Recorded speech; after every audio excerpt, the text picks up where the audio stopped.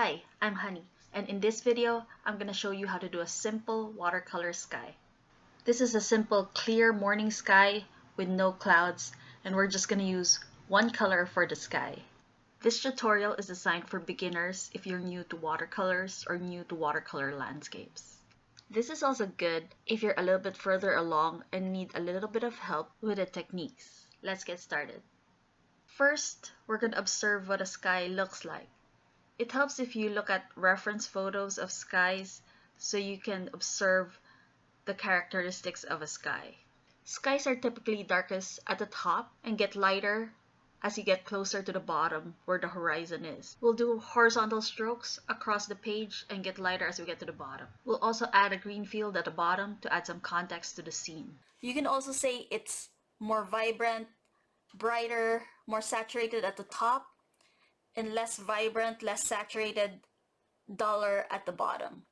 The reason for this is because this top part is closer to the viewer.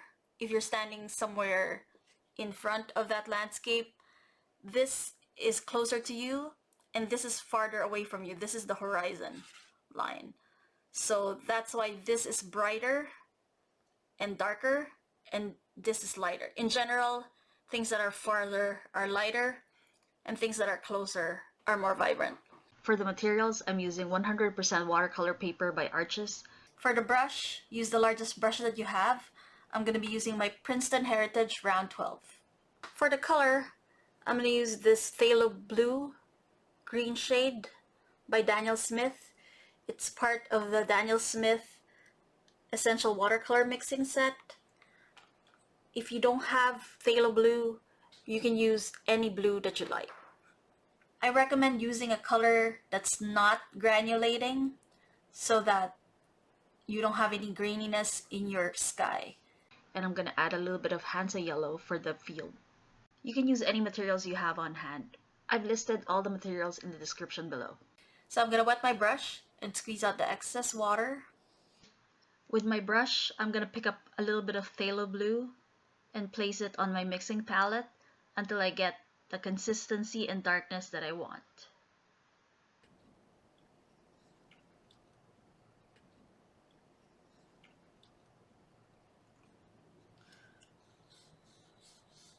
So this is phthalo blue, but here's an example of a color that is granulating.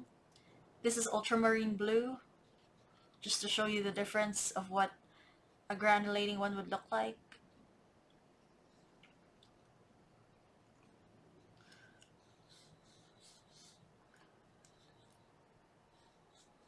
So this is phthalo blue. I don't know if you can see that very well, but this color is pretty clear. And this is ultramarine blue. If you can see, there's little grains in it. So this is a granulating color and this is a non-granulating color. So you want a blue that's not granulating. If you don't have phthalo blue, you can use cerulean blue or cobalt blue. But there's a lot of different kinds of blues that you can use. Here's another comparison. This phthalo blue is not granulating and this ultramarine blue is granulating. So you want something like this that's very clean, unless you like that effect, which is fine too. But for this particular sky, I'm going to use a blue that's not granulating. So phthalo blue is a really intense color. This is what it looks like when it's full strength. So we kind of want our color to be somewhere in the middle, like this, and then all the way to light. So like this is the range that we're going for. So that means maybe about 50% strength. Let's get started. I tape my paper to a hard board so it doesn't buckle. To start, I'm going to grab some clean water and dip it into my phthalo blue.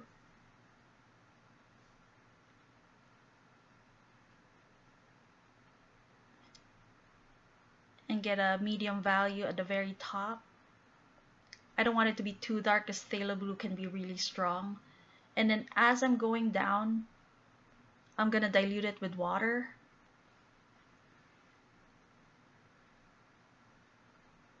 And I'm tilting the board here so that the water doesn't puddle.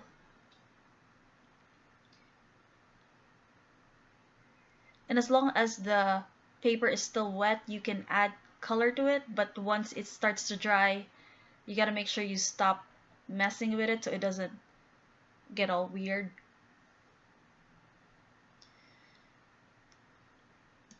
Just do horizontal strokes from one end of the page to the other.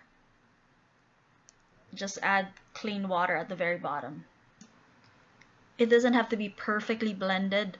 A little bit of imperfection is fine because it adds to the realism. If you feel like there's too much water on your paper, you can lift up the board about 45 degrees to let the water flow.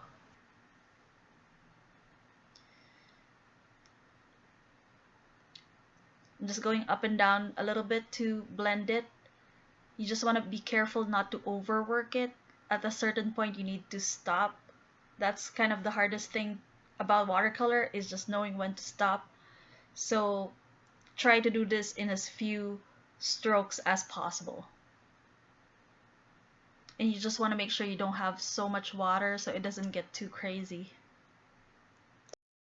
I'm just gonna grab some paper towels and just blot the excess water at the bottom.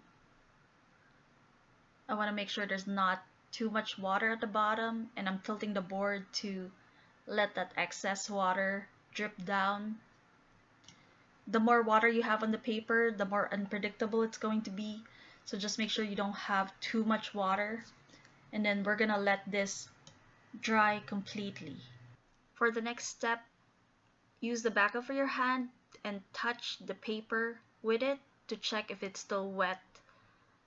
If the paper is cool to the touch, that means it's still wet, so just wait for it to dry a little bit more. We're gonna add a small field to this landscape to give it some context. To do that, mix your Hansa yellow with a little bit of phthalo blue to make a nice green. And just do a line across the bottom of your paper. It doesn't have to be straight, so it can look a little bit like a mountain or a hill. It doesn't have to be super even. You can allow for some variation in the shade of the color. I'm just adding a little bit more blue here to just make it a little bit more green instead of yellow green.